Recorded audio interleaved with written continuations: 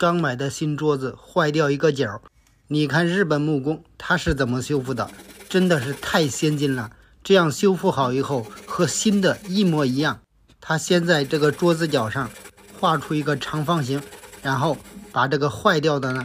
这样一句一句的给它锯碎了，然后再用凿子给它剔了，也就是把坏掉的这一块呢给它切掉，然后呢这样把这个表面给它清理干净，清理光滑。你看这样清理好以后，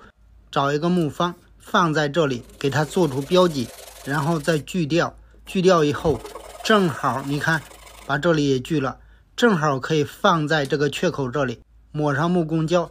直接用锤子这样砸进去，它就粘接的非常的牢固。因为这个木工胶呢它粘木头是非常牢固的，等它干了以后再用削刀给它削平整了，这样就修复好了。你看